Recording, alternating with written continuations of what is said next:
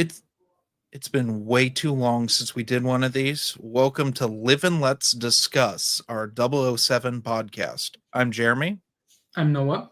and we're talking about Casino Royale, 1954. Ha ha ha. We're not going to talk about the Craig films yet. You got to earn that. Yeah. So, By first going through the book, the original TV movie, yes, and the, the the classic, classic novel.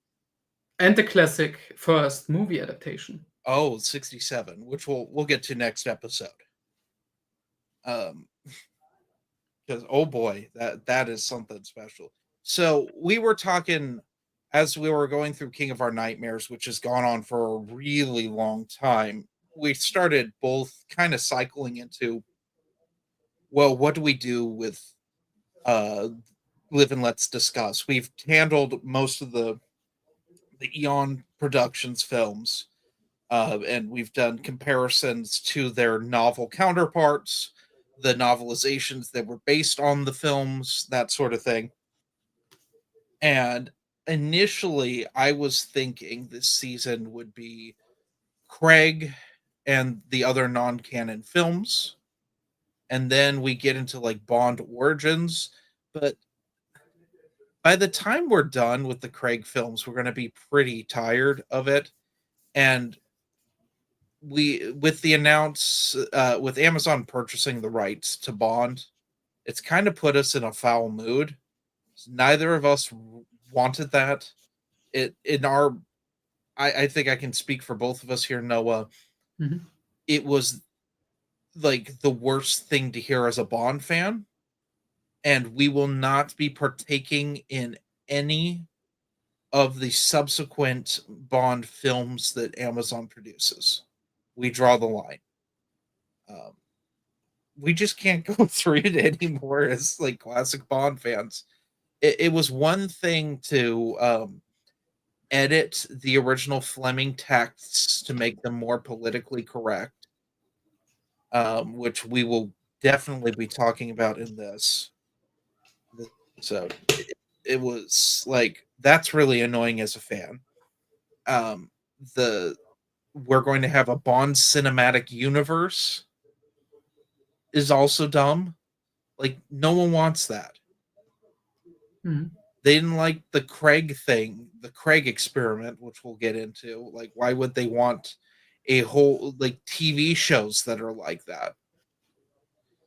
I just don't want to, and like we just don't want to deal with that.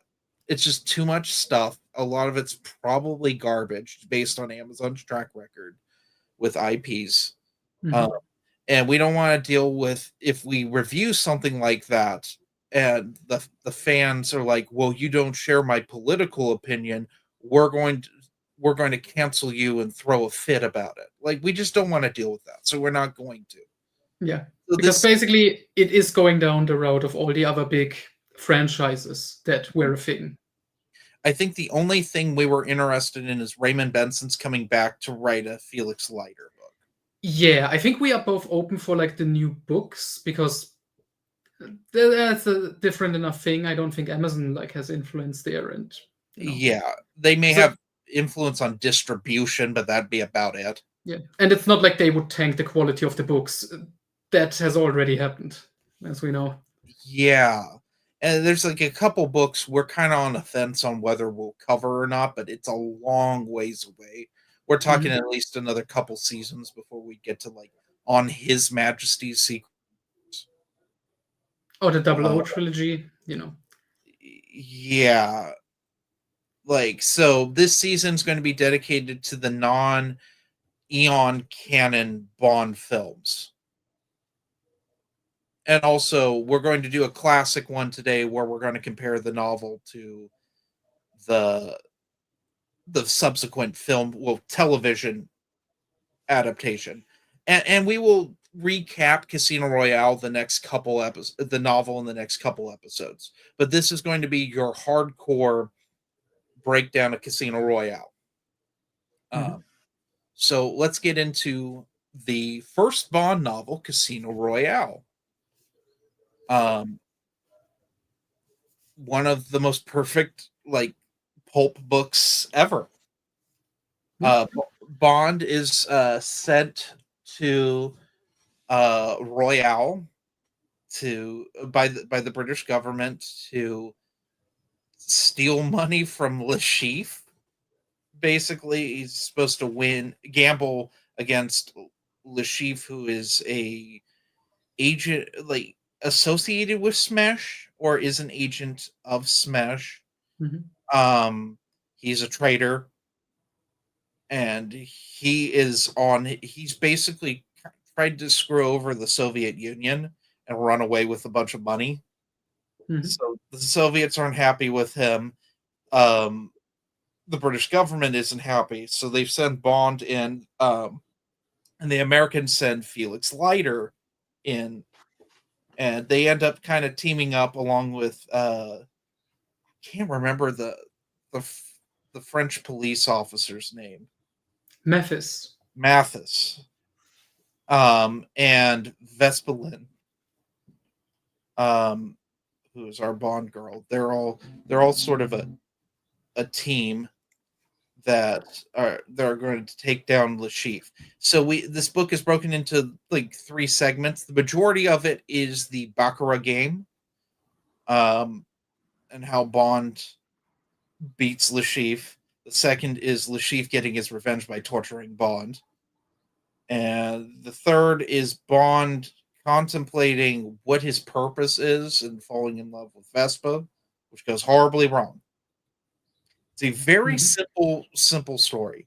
And it is so nice after reading Stephen King's The Tommyknockers to go to something like this and be like, I read this in one sitting, basically.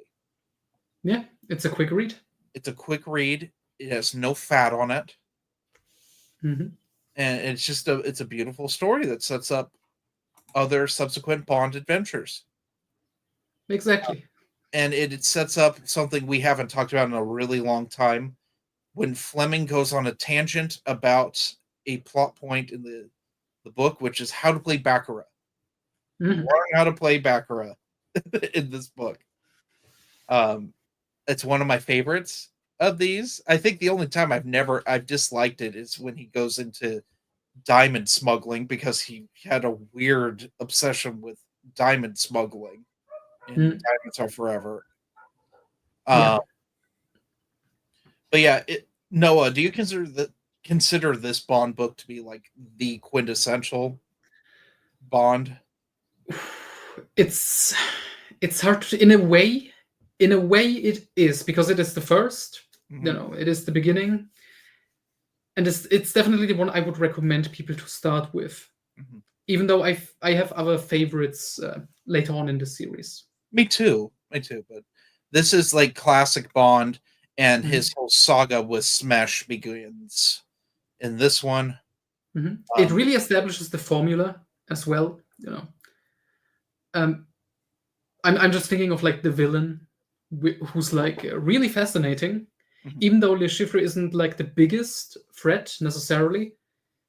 No. He's very charismatic, I'm gonna say, memorable, and his backstory especially. That's something Fleming always does well. Yeah, and it's done more organically. Like, I think of Dr. No, which I do like Dr. No, but Dr. No, he tells his whole backstory to Bond. It's a very dated way of doing that. Mm-hmm. But I get that was him coming back after he thought he wasn't going to write any more Bond books. Mm-hmm. So with this, it's, if I'm not mistaken, with this was M reading a report on Le Chiffre and what they know about him. Yes. Yeah, which is something I don't think it's in any of the movies, like the serious ones, definitely, that explain why he's named Mr. Numbers. Yeah, no, that's not even something that's even brought up in the films, I don't think. Yeah. But should we transition into Casino Royale 1954, the first attempt at adapting Bond? Yeah. So, little backstory. Fleming was always big on getting James Bond on screen. Mm-hmm. He, at one point, developed a Bond TV show Some of the scripts later got used by what's his name, Anthony Horowitz, for his continuation novels. And some of them were for in the short story collection For Your Eyes Only. Yeah, he reworked some of those into short stories, exactly.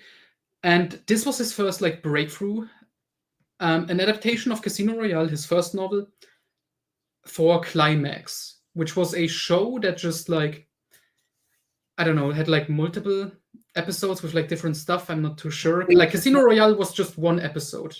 Yeah, and it's the pilot episode specifically. It's the first. It was an anthology series of teleplays. So they would be action-packed teleplays for the 50s, because you got to understand, television was very new when this came out. And this was kind of lost for a long time. Part of it was like really lost. You can find it on YouTube. I have it on VHS. It's the one VHS tape I have left.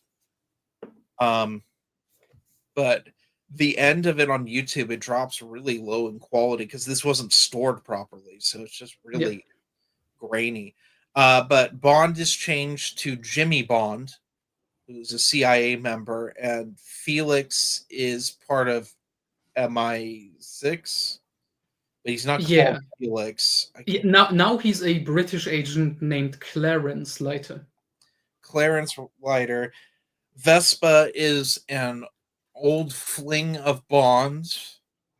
She's called Valerie Mathis, so they kind of combined Mathis' character with her and changed her name, because all the changes are understandable.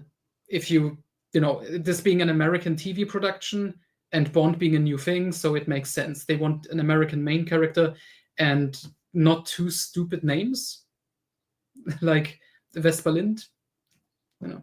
Yeah, and Le Chiffre is using her to like trick Bond into giving him the money. Yeah. And then they get, after Bond wins, the only thing that's like actually from like straight from the book is the cane gun. Oh yeah. Which I wish was in the Craig film. Oh, that would have been great. It would have been a great nod. But instead they used it in World Is Not Enough. That's probably why they didn't put it in Casino Royale. But that's probably one of the only two tense scenes. I will say with this teleplay, I liked the blocking of it. It felt like a play with some dynamic camera movement. Oh yeah, I mean that's what I liked it, because this is the only like old television stuff I've seen, and I don't know if we've mentioned this. This was filmed live. Yes, and you can so tell. you can tell. So if any mistake happens, just gotta move on, and that kind of makes it tense unintentionally, because you're watching this and you're like, this is live, like with all these cuts and stuff, like you mentioned, that all of that has to be on point. Yeah. So you are anxious watching this. Just, are they gonna screw this up? Is the set just gonna collapse at one point? And this is something I've actually worked on productions that were like this for public access television.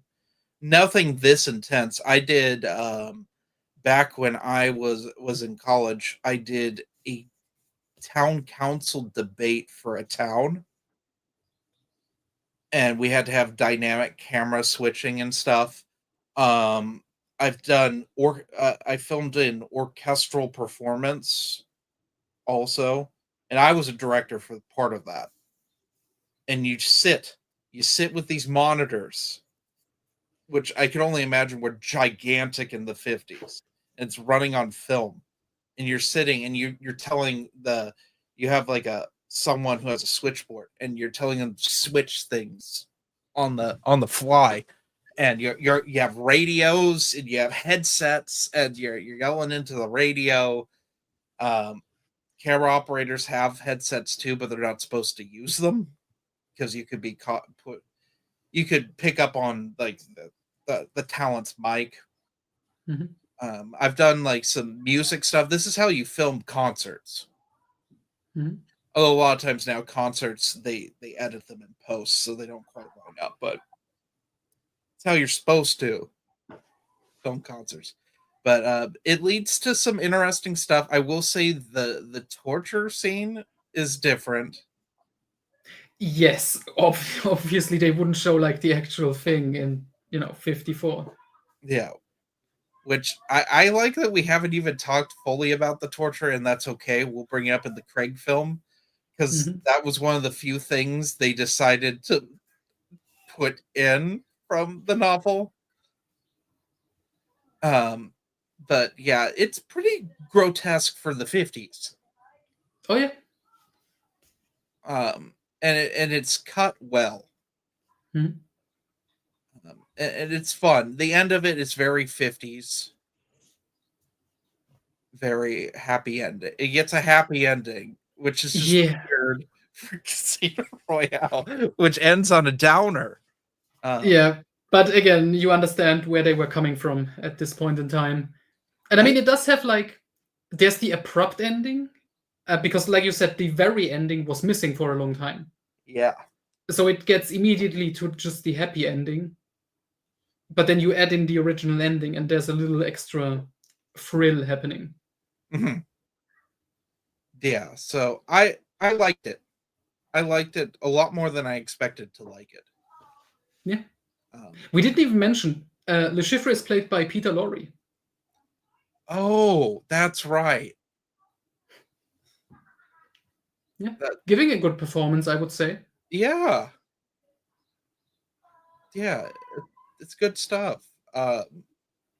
Is it the best adaptation of Casino Royale? Well, this is going to be very controversial. It kind of is. I I'm saying kind of. It is the most similar to the book in a way. yes, I think it is the best straight adaptation. Although it doesn't get the last third of it. Yes, yeah, that was changed. Mhm. Um, it's a weird one. It's so weird that like I don't there isn't like the only other Bond story I can think of that has more than one adaptation is Thunderball. Mhm. But that's totally different circumstances. Um, Yep. because of that, which we can actually we can like reiterate that because it actually has to do with this, which was Fleming really wanted Bond on film, Mhm. and he was making a script for called Thunderball, or I don't even know if it had a title.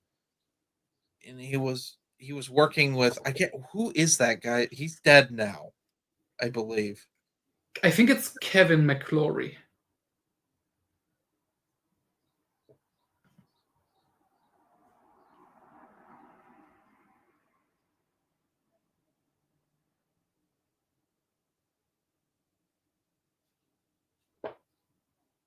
You there? Yeah, connection bad as typical. What was his name again? like I think it's Kevin McClory. yeah. And yeah, he died, which is the reason Eon got the rights back for Spectre, and then we know how that turned out. Yeah. Yeah. Oh boy.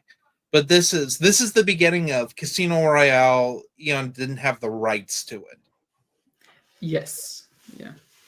And that's it's like the Marvel Marvel Studios situation where they were so desperate to get stuff get their characters on screen that they just so Stan Lee sold the rights to this to heroes left and right, or King Stephen King stuff is all Mhm. owned by a bunch of different studios. Yeah.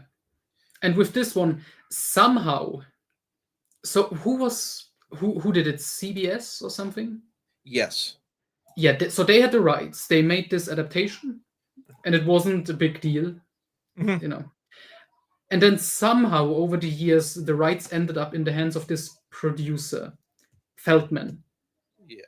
and he did nothing with it until Eon came along, and they did their big James Bond movies. Mhm. And we will get more into that in the next episode, because that the next Casino Royale adaptation is truly fascinating with how spiteful it is. That is one where we are going to spend 5% at most on the story and 95% on everything else. Yes. I will say, though, it may have the best. It could have potentially had the best Le Chiffre. Maybe. I mean, all of the Le Chiffre actors are very good. Yeah, but I'm talking book accurate. Book accurate, sure. Because Orson Welles looks like Le Chiffre, how Le Chiffre was described in a lot of ways, especially at that point. But anyway, what would you rank Casino Royale, the novel, and the 54 film?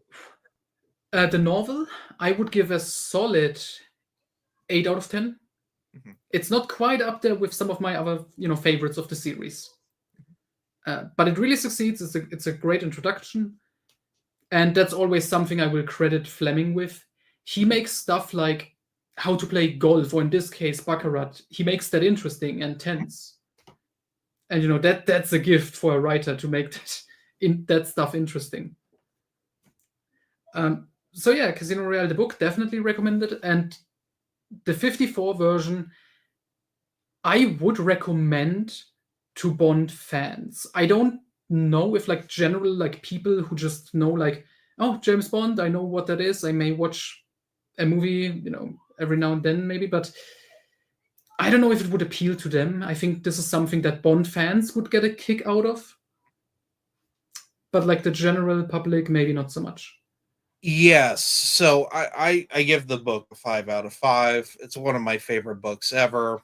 Highly recommend it. Very sad at the end, but it sets up a whole slew of wonderful adventures that weren't written by John Gardner. We will get to those eventually. That might be a whole season in and of itself. The suffering season.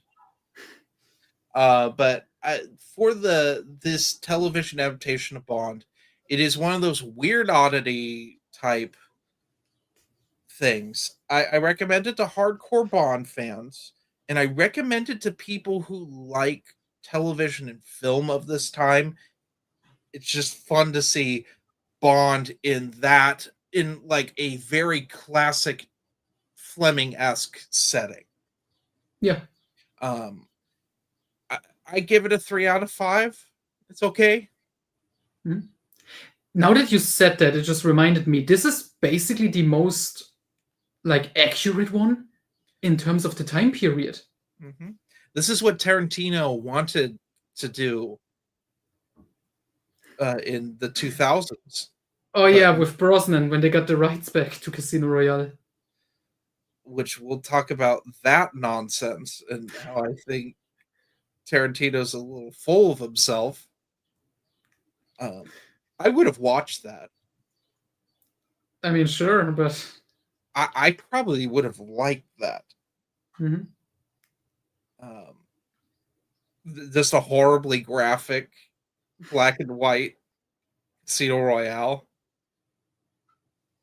Yeah, I don't know.